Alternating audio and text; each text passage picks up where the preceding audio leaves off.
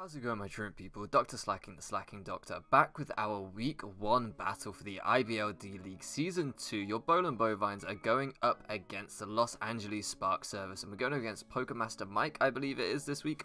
I just know him as Mike, but I'm pretty sure it's PokeMaster Mike is his full username.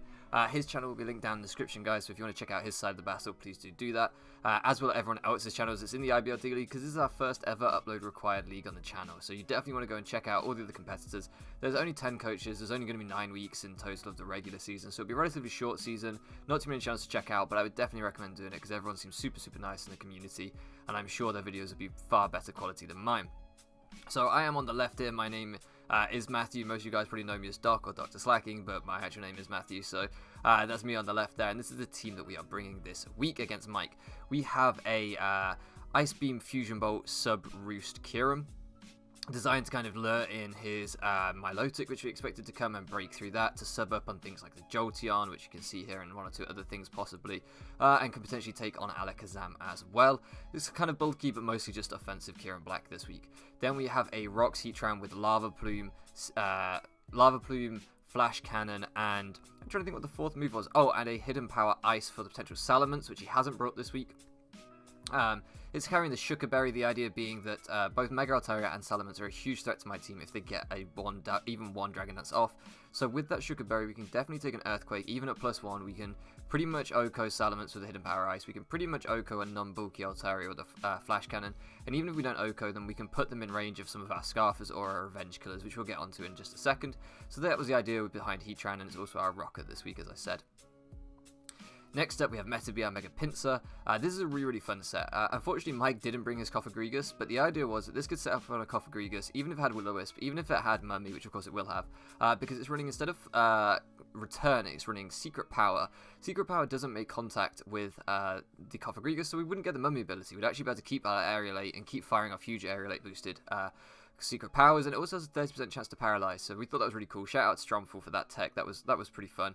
Also has Quick Attack and Facade on this, along with SD. The Facade was suggested by Checkmate Ben, so that we could set up in front of the Cofagrigus, in front of the Milotic, a couple of the more passive things that might want to try and burn us as the best way of checking us, but with Facade we can still do massive damage after an SD. So that was the idea with the Metabee set.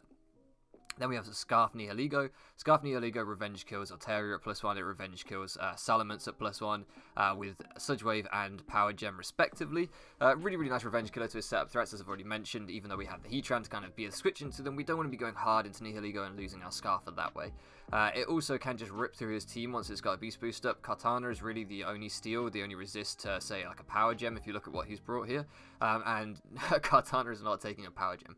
It has to be Scarf Kartana to beat us 1v1, and if it's Scarf Kartana, then our next mon deals with it, and that is Gligar.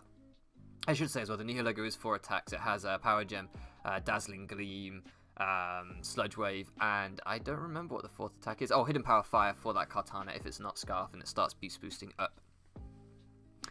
Then we have a Gligar. As I say, it can take on Scarf Kartana. It can take on pretty much most Kartana variants unless they get too boosted with SDs, but if they do, as long as it's not Timid Cart with a speed boost, then Nihilego can always revenge kill it at least.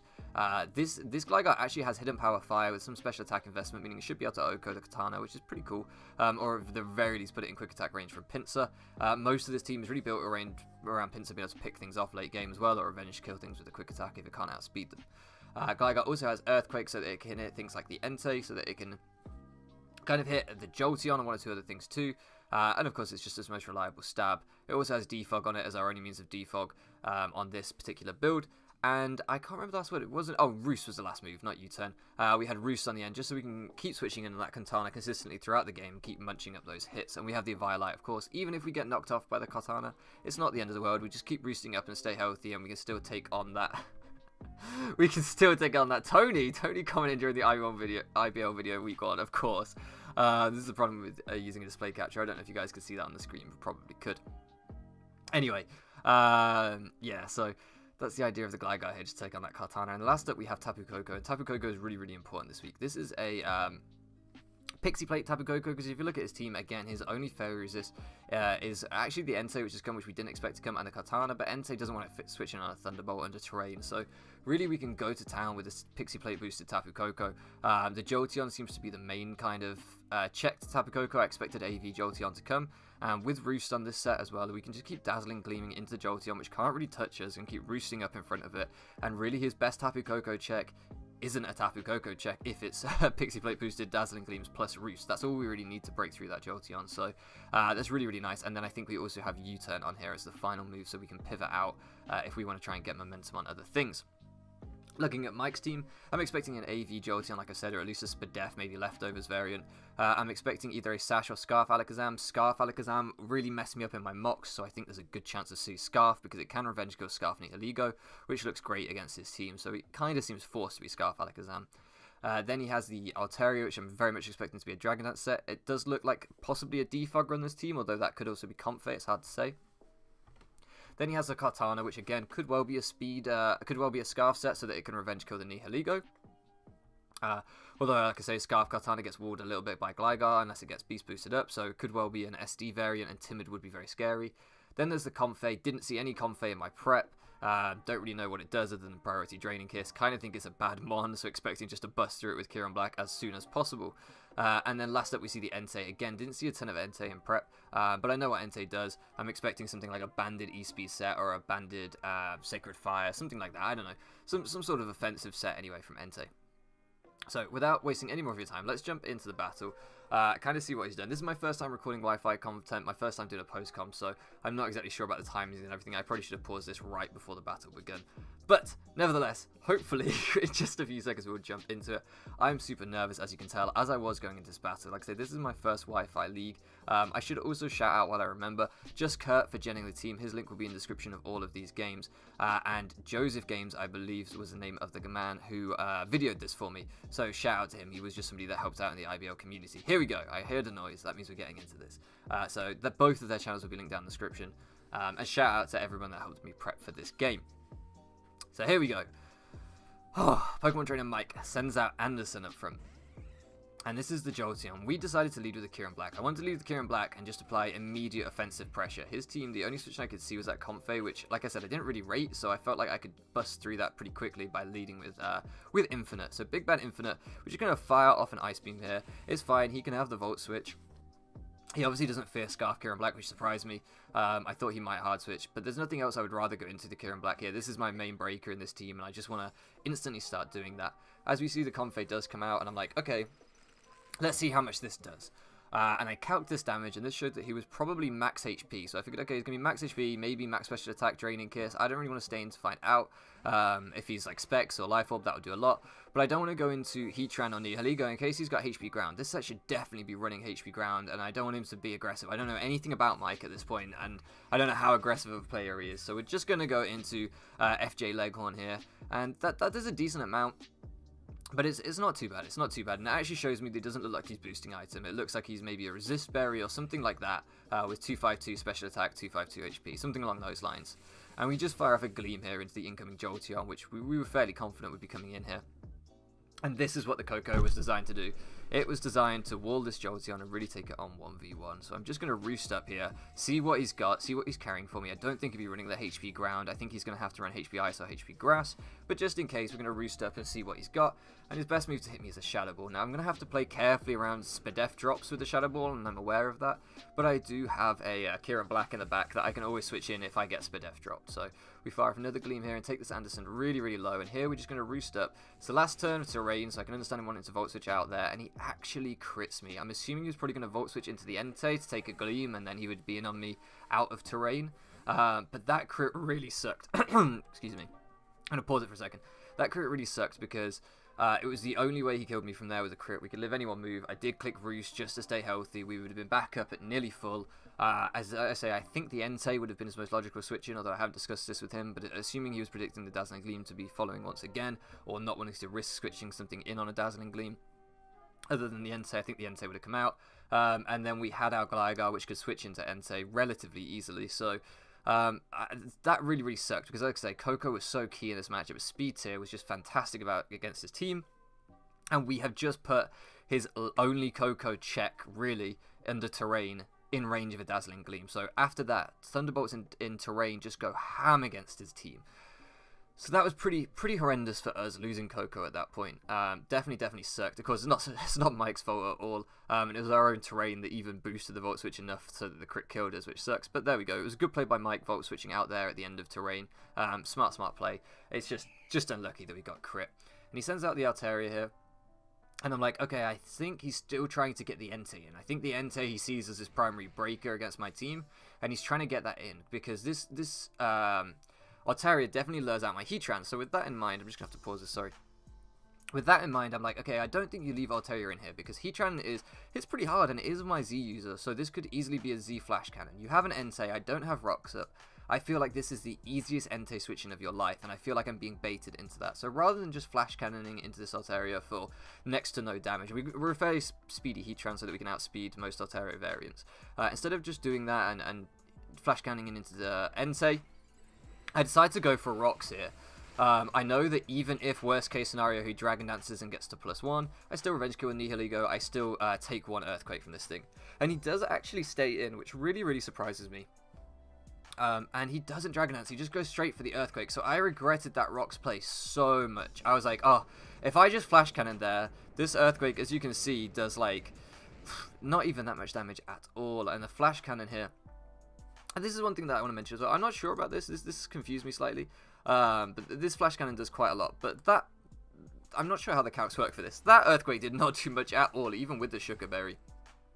But this Nissa Earthquake, as you're going to see, does actually KO us. And I'm not sure if that was just like a really high roll or a really low roll, because I thought the Sugar Berry just straight up halved the damage. So I don't understand how he got those 2 rolls exactly. I haven't calced it. But I also kind of thought I would live that second Earthquake, so that caught me off guard. If you know why that happened, let me know down in the comment section. But yeah, I really regretted that Rocks play. I just felt like, okay, I've lost Koko really early. I'm going to have to make some plays here. I felt like he was trying to position, from the way he'd played it, trying to position it to get his Entei inside. And I was like, okay, that's fine. Let me get my Rocks up. Let me make the aggressive play on Rocks in front of this Altaria. And I really wish I hadn't, because I could have kept Heatran at a really good range of health. You know, we would have been way over 50% health there, or comfortably over 50% health there, and able to check some things like the Alakazam, for example, later in the battle. So yeah, big regret there, making the aggressive play and go for Rocks. I did feel like it was a play I kind of need to make after losing Koko, but maybe I was playing a little bit on tilt. So regardless, we go into the Kyurem-Black here, because like I said, I'm just going to start breaking things. I've kind of had enough at this point. I'm like, okay, I've seen the Comfey, I know it's not Specs, I know it's not Life Orb. That means we can actually 1v1 the Comfey, because we do have Roost on this set, and it only is going to do like 40-odd%, I think. So I'm just going to Ice Beam here, predicting the Comfey to come out, and just wanting to wear it down. And of course, it would kill the Altaria anyway. But he makes a good play and goes into Entei here and eats up the Ice Beam, and of course, it's going to threaten me out. But this Ice Beam doesn't do very much at all. I mean, I guess it is resisted, but he reveals to have the leftovers, and I'm like, okay, so is this like a bulky Entei with lefties? But it threw me off seeing that lefties, and I was like, I'm just going to go into Batfink. I'm going to scout what he can do. I think if he's, especially he's not running HP Ice, he'd be running HP Grass for the Gastrodon anyway, and he does reveal to be special and fires off the Flamethrower. As he gets another turn, the lefty's back here, and I'm like, okay, I can stay in an Earthquake, and that would do quite a lot, but I'm going to get put really low, and that Kartana's there in the back. I can Roost up in front of him, but then I risk the burn. I'm just going to go into Lebowski, because all he can do here is either Flamethrower or HP Ice. I don't think he'll have the HP Ice, as I say. I think he has to be HP Grass for the Gastrodon. But Flamethrower is going to do nothing to Lebowski anyway. As you see, we chew that up. So I'm like, okay, now I've finally got some initiative. I'm in with Nihilego. I can click Power Gem, and this pretty much just guarantees a KO, which is what I've been trying to do. At this point, we're down 2 Pokemon. He's still got a full team of 6. I need to start picking up KOs, and that's exactly what Lebowski's here for. So we Power Gem into Protect, and I'm like, okay, maybe it's Flamethrower, Hidden Power, Grass, Protect, and Bulldoze, or Stomping Tantrum. He's got to be something to try and hit the Heatran and the Nihilego, surely. So I'm not sure what his 4th move was, but I'm assuming something along those lines. And we fire off a big Power Gem here. As he goes out into the Jolteon, just to sack this thing. It makes perfect sense. It's a good play. It does give us our +1, and now I'm like, okay, is he going to go into Kartana? Is that the Scarfer, or is he going to go into the Alakazam? Is that the Scarfer? And if he goes into Alakazam, it tells me that Kartana is probably not Scarfed, but it may also be that he's aware he's just not going to break Gligar if he's Scarfed. So he does go into the Alakazam, and I'm like, This doesn't tell me too much. This could easily be Sash, and it isn't. It is still Scarf, as I expected at Team Preview, and there just wasn't a lot I could switch into the Alakazam at that point. Having lost our Heatran carelessly, there just wasn't much I could do. So we go back into Kyurem-Black here. We scare this thing out. We're guaranteed to live one. I mean, it's still going to do like, I think it still does like 60, 70%. It still chunks us down, maybe 50%. Either way, we can fire off the Ice Beam, and I'm like, okay, if we can break the Comfey, Kyurem-Black's in a really good position still, and we get rid of his main priority user, which makes Pinsir in a fantastic position. If I can get Pinsir set up, I can still win this game with Mega Pinsir, especially with that Jolteon gone. So he actually goes for the Draining Kiss here as we put him super low, and this does quite a chunk to me, but I didn't calc it. Instead, what I noticed is how much HP he gets back. I mean, let's just rewind that. That is insane how much HP this thing gets back. I was just completely blown away. Here, I'm like, okay, we're definitely going to kill him with the next Ice Beam. There's no way we don't kill with this next Ice Beam. He's in the red. He's comfortably in the red. And he goes all the way back up so high. And I was like, okay, I must have miscalculated. This thing must be like Specs. I don't know where I went wrong, but this thing must be Specs. So he's definitely going to kill me this next turn. I hadn't looked at how much damage he did to me, only how much he recovered. And I was like, this thing's definitely going to kill me. I'm just going to fire off the Ice Beam if somehow we live on like 1%, because we can't out-roost this thing. But actually, I realized here from that damage, he's not Specs. He was Big Root. He was Big Root Draining Kiss, so he was getting 100% recovery, which is insane. I mean, Kyurem has great HP, so he was really just taking all my HP. What a fire set. Shout out to Mike for that. Like, I just thought that was a heat set. Really good bring. It threw me off. I could have roosted there, and I think eventually I would have beat this thing 1v1, maybe? I'm not even sure. I think I would have had to fish for an Ice Beam freeze, but eventually I would have got it. So here I go into Mega Pinsir, and I'm like, I've got to set up, I've got to play for the choke now, I got to play for him switching out into something else, trying to preserve this thing, and if he does that, I might be able to get 2 SDs up and just win the game, straight up. If I can get 2 SDs up, I just win from here. He goes for the Draining Kiss, he doesn't make the choke play, and I'm like, okay, that's fine, I know I take 2 of these, because I've seen now that he's Big Root, he's not Specs, so I fire off my SD, I get set up, and it's like, okay, I can't out-prioritize this thing because of triage. And here's me thinking Comfey is just a bad mon. I'm like, I don't even need to prep for Comfey. That thing, Comfey's crap. I don't need to worry about it. And Comfey is doing the most to me right now. It's absolutely putting in the work. Here we fire for Secret Power. We're guaranteed to KO this Comfey from here.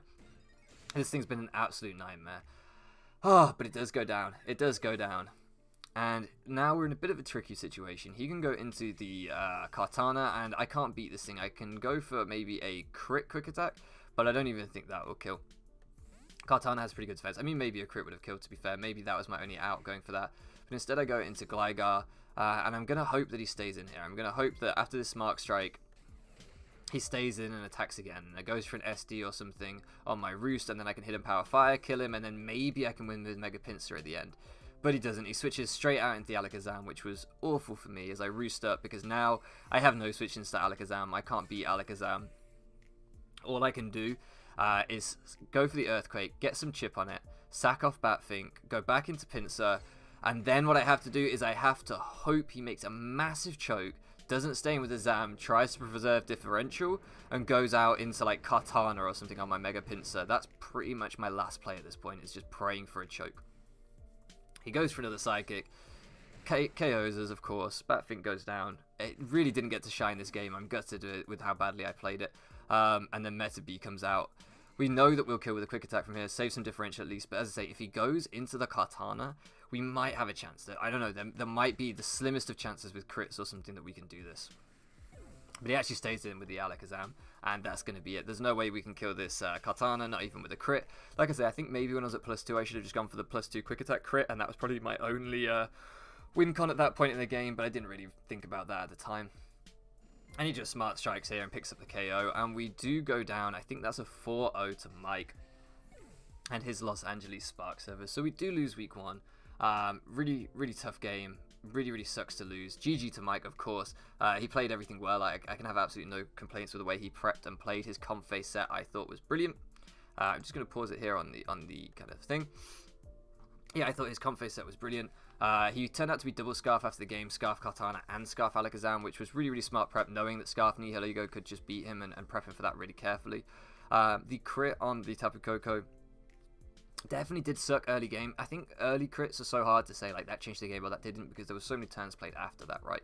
But I definitely think it sucked that we were 1v1ing it, and we were in a really strong position, and we definitely lost that because of the crit. That's what I will say. It definitely hurt. We lost one of our best speed tiers and one of our best mons against him, so definitely wasn't a good time. With the electric terrain around, Kyurem-Black definitely could have 1v1'd the Comfey a little bit better with his fusion bolts, so there was any number of things that could have been a little bit different. But alas, that wasn't the case. I think the two turning points we'll say was the crit, which you can't help, and then was my misplay around the Altaria. I think going for rocks with Heatran pretty much cost us the game there. I couldn't then deal with Scarf Alakazam, and I knew it could be Scarf Alakazam, but I just got greedy and thought to myself, there's no way he stays in and attacks, right? He either stays in and Dragon Dances, or he switches out. He doesn't stay in and attack, but he did, and that misplay by me, that misread on my opponent, really cost me the game. So, or really cost me more of a foothold in the game. I won't say it cost me the game, because we still could have gone on to lose. I'm not trying to discredit Mike at all, but yeah,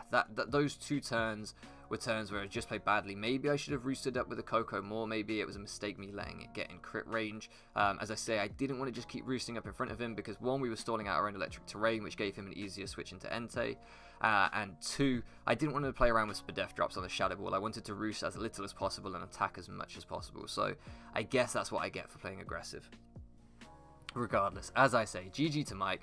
I apologize, guys. I'm sorry that I've kicked off the season for your Bowland Bovines with an L. I definitely did not play at my best. I'm a lot better than this. If you're new to the channel and you've made it this far through the video, shout out to you. I promise I'm usually better. Well, actually, I'm pretty inconsistent, but I can play a lot better than this, and hopefully I will for the rest of the season.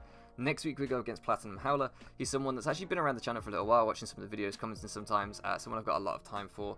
So definitely, you want to come back and see that, because that would be a great game.